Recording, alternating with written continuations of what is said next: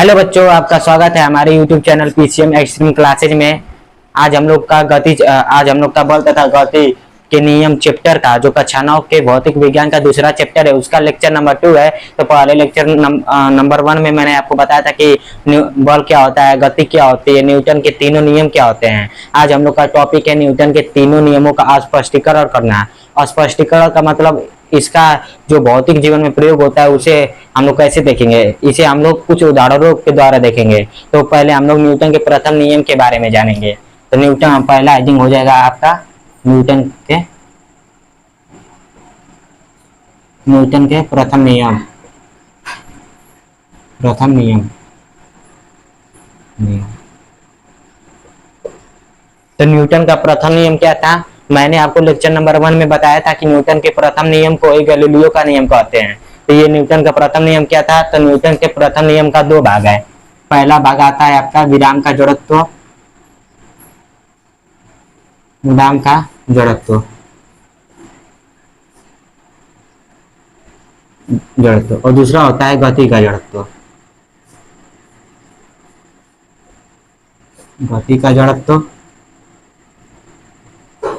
और एक और होता है, आप कह सकते हैं जो बुक में नहीं दिया है, पहले वाले बुक में दिया था, जो पुरानी बुक था उसमें दिया करता था, दिशा का जड़त्व। एक दिशा का जड़त्व भी होता है। तो ये जो टॉपिक है न्यूटन का प्रथम नियम, जिसे गैलीलियो का भी नियम कहते हैं, ये टॉपिक बहुत महत्वपूर्ण है। न्यूटन का प्रथम नियम क्या था? तो न्यूटन के प्रथम नियम का 3 भाग कह सकते हैं, एक विराम का जड़त्व, एक गति का जड़त्व, एक दिशा का जड़त्व। तो पहले तो हम लोग बात करेंगे विराम का जड़त्व क्या है। पहले तो ये जान जाइए कि जड़त्व क्या होता है। जड़त्व जब कोई वस्तु अपनी अवस्था चेंज नहीं करती है, मतलब अभी अपनी अवस्था को बनाए रखती है, बनाने रखने का प्रयास करती है, उसे ही हम लोग जड़त्व कहते हैं। तो इसका परिभाषा आप लोग पेपर में लिख सकते हैं कि जड़त्व क्या होता है। कोई वस्तु अपनी अवस्था बनाए रखने का प्रयास करती है, वही जड़त्व कहलाती है। तो इसमें क्या है? विराम का जड़त्व। विराम मतलब स्थिर। तो कोई वस्तु है जो अपनी स्थिरता को रखने के लिए प्रयास करती है। तो न्यूटन ने बताया था कि विराम का जड़त्व क्या होता है। जब कोई वस्तु विरामावस्था में है तो वो विरामावस्था में ही रहना चाहेगी।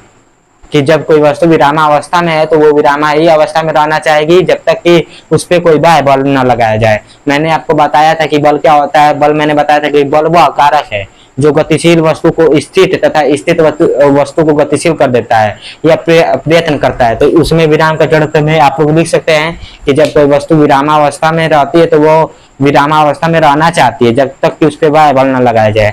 जैसे मान लीजिए कि ये कोई वस्तु है, कोई ए वस्तु है जो कि विरामावस्था में है, ठीक है। जब इसमें बल का भी प्रयोग किया गया है कि जब कि कोई वस्तु विरामावस्था में है तो विरामावस्था में रहेगी जब तक कि उस पर बाह्य बल न लगाया जाए। अगर आप इस पे बाह्य बल लगा देंगे तो वो वस्तु गतिशील हो जाएगी। तो उससे में न्यूटन का प्रथम नियम में विराम का जड़त्व काम नहीं करेगा। तो अब आते हैं हम लोग दूसरे नियम पे, जो गति का जड़त्व है। गति का जड़त्व क्या होता है? वहां पे विराम का जड़त्व था, यहाँ पे गति का जड़त्व था। तो इसमें सिर्फ एकदम उसका उल्टा होता है, मतलब जो वस्तु होती है वो गतिशील होती है। तो उसने बताया था कि जो वस्तु गतिशील होती है वो अपनी गतिशीलता को बनाए रखने का प्रयास करती है, उसे ही हम लोग गति का जड़त्व कहते हैं। मतलब कि उस पर भी कोई बाह्य बल न लगाया जाए। मान लीजिए कि ये वस्तु भी है जो गति कर रही है, तो गति कर रही है, मान लीजिए कि कोई बॉल आ रहा है आपकी ओर गति करते हुए, तो आप उसे बल लगाकर उस वस्तु को रोक सकते हैं। यही तो बल का परिभाषा मैंने बताया थी कि बल वह कारक है जो गतिशील वस्तु को स्थिर तथा स्थित वस्तु को गतिशील कर सकता है। यही मैंने आपको बताया था कि बल का परिभाषा होता है। तो हम इस पे बल लगाकर इस वस्तु को रोक सकते हैं। तो इसमें भी न्यूटन ने बताया था कि गति का जड़त्व क्या होता है। गति का जड़त्व में बताया था कि जब किसी वस्तु पे हम लोग बल लगा, जब कोई वस्तु गतिशील होती है तो वह वस्तु अपनी गतिशीलता को बनाए रखने का प्रयास करती है जब तक कि उस पर बल नहीं लगाया जाए। ये आपका हो गया न्यूटन के प्रथम नियम में विराम का जड़त्व, गति का जड़त्व। अब दिशा का जड़त्व मैं आपको कुछ उदाहरणों के दौर पे बताऊंगा कि दिशा का जड़त्व क्या होता है। तो मोटर गाड़ी के अचानक चलने से यात्री पीछे की ओर क्यों झुक जाता है? यह पूरे बुक का 1 नंबर का क्वेश्चन है जो पेपर में 4 या 5 नंबरों से पूछा जाता है। तो इसमें न्यूटन का प्रथम नियम है जो उसमें विराम का जड़त्व होता है, गति का जड़त्व होता है, दिशा का जड़त्व। तो ये विराम का जड़त्व का उदाहरण है। तो इसमें बोला है ठहरी हुई मोटर गाड़ी। मान लीजिए कि ये बस है, ये बस है जो अभी रुकी हुई है, मतलब विरामावस्था में है। जब इसमें यात्री रहते हैं, देखिए यात्री या किसी व्यक्ति व्यक्ति कह सकते हैं आप लोग। व्यक्ति के शरीर का दो भाग होता है। पहला तो एक पैर से लेके, यहाँ से पैर से लेके उसकी कमर तक का भाग, पैर से लेके कमर तक का भाग कहलाता है निचला हुआ भाग, ठीक है, निचला भाग।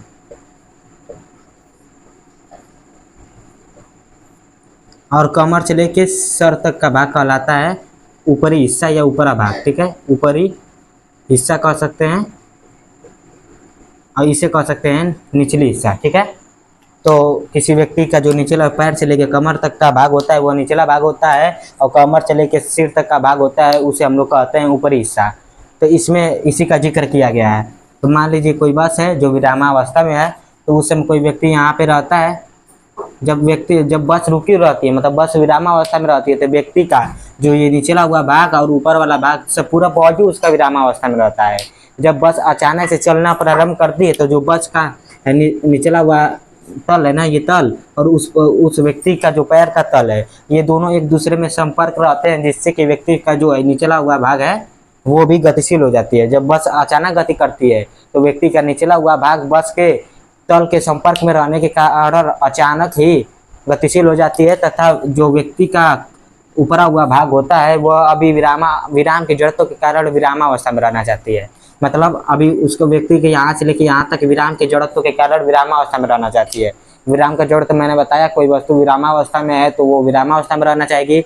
उसी प्रकार व्यक्ति का जो ऊपरा हुआ भाग होता है वो विरामावस्था में रहना चाहती है, विरामावस्था में, ठीक है, विरामावस्था में रहना चाहती है। तो जब अचानक बस चलेगी, मान लीजिए कि ये व्यक्ति है, इसका निचला हुआ भाग है, अचानक बस चलेगी तो व्यक्ति का जो है पैर है आगे जाएगा, पैर आगे जाएगा, आगे। जब आपका पैर जब आगे जाएगा तो आपका जो ये ऊपरा हुआ भाग पीछे ना हो जाएगा। तो हम लोग समझ सकते हैं कि थोड़ी मोटर गाड़ी के अचानक रुकने से यात्री पीछे की ओर झुक जाते हैं। क्यों झुक जाते हैं, इसे आप लोग पेपर में ऐसे लिखेंगे कि थोड़ी गाड़ी के अचानक चलने से, या ऐसे लिखिए कि जब गाड़ी विरामावस्था में रहती है तो व्यक्ति जब उसमें रहता है तो व्यक्ति का पूरा शरीर विरामावस्था में रहता है, क्योंकि बस अभी विरामावस्था में रहती है।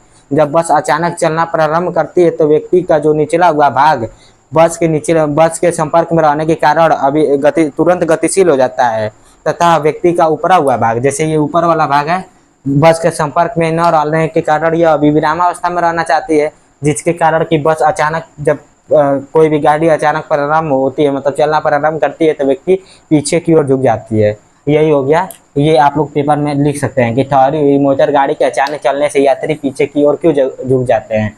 इसमें एक और क्वेश्चन आता है, इसी के एकदम उल्टा होता है। जब कोई गाड़ी चलती है तो अचानक ब्रेक लगता है तो व्यक्ति आगे की ओर झुक जाता है। मान लीजिए कि कोई गाड़ी है, यहाँ से ये इसमें व्यक्ति है, तो उस समय वो गाड़ी गतिशील अवस्था में रहती है। जब गति अवस्था में रहती है तो पूरा व्यक्ति का शरीर गति अवस्था में रहेगा, क्योंकि जब गाड़ी गति अवस्था में रहेगी तो व्यक्ति का पूरा शरीर भी गति अवस्था में रहेगा। तो जब गाड़ी अचानक रुकती है तो जो व्यक्ति का निचला हुआ भाग होता है ना, वो बस के तल के संपर्क में होने के कारण तुरंत विरामावस्था में हो जाता है। व्यक्ति का निचला हुआ भाग तुरंत विरामावस्था में हो जाता है, और व्यक्ति का ऊपर वाला भाग अभी गति अवस्था में रहता है, क्योंकि हम लोग जानते हैं कि गति का जड़ तो यही होता है कि कोई वस्तु अपनी गतिशीलता को बनाए रखने का प्रयास करता है। उसी प्रकार यह अभी मनुष्य का ऊपर वाला भाग अभी गतिशीलता को बनाए रखने का प्रयास करता है, जिसके कारण व्यक्ति आगे की ओर झुक जाता है। ये रुक जाएगी, मान लीजिए कि ये कोई व्यक्ति है, ये रुक गई है, आपका ये आगे वाला हिस्सा चल रहा है, ऊपर वाला हिस्सा चल रहा है, तो आप झुकी ना, मान लीजिए ये वस्तु ये झुक गई तो हम झुक जाएंगे आगे। उसी प्रकार हम कह सकते हैं कि जब चलती हुई गाड़ी में अचानक ब्रेक लगता है तो व्यक्ति आगे की ओर झुक जाता है। इसमें आपका गति का जड़त्व लगता है, और थोड़ी हुई मोटर गाड़ी के अचानक चलने से व्यक्ति पीछे की ओर झुक जाता है।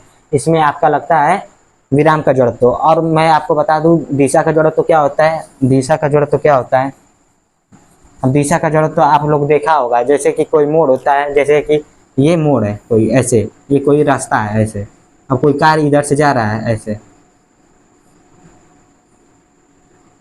है कोई कार जो इधर जा रहा है, ठीक है, इधर जा रहा है। जब इधर जाएगा तो जो इसमें जो गाड़ी को चलाता है, जो ड्राइवर होता है, जब गाड़ी को मोड़ता है, मोड़ान पे जब मोड़ेगा ना, तो आप लोग ने देखा होगा कि सीट बेल्ट दिया रहता है गाड़ी में। वो सीट बेल्ट के दिशा के जड़त्व के कारण ही दिया रहता है। जब जो ड्राइवर होता है, जो गाड़ी चढ़ाने वाला होता है, वो अचानक जब मोड़ेगा, गाड़ी को मोड़ेगा, तो उसका हाथ है, जो व्यक्ति का, जो ड्राइवर का हाथ है वो दरवाजे पर लड़ जाता है। क्यों लड़ जाता है? क्योंकि दिशा का जड़ तो क्या हो गया, कोई भी वस्तु अपनी दिशा को बनाए रखने का प्रयास करती है, वही दिशा का जड़ तो होता है। तो ये इधर जा रहा था अभी सीधे, जब इधर अचानक मुड़ेगा तो ये आगे जाएगा, तो इस व्यक्ति का हाथ दरवाजे पे लड़ जाता है, तो उस समय दिशा का जड़ तो होता है। लेकिन पेपर में दिशा का जड़ तो उतना जिक्र नहीं किया है, मैंने आपको बता दिया कि कुछ आपको ज्ञान रहे, ठीक है। तो ये क्वेश्चन और जो चलती हुई गाड़ी के अचानक ब्रेक लगने से व्यक्ति आगे की ओर झुक जाता है, ये दोनों क्वेश्चन बहुत इंपॉर्टेंट है।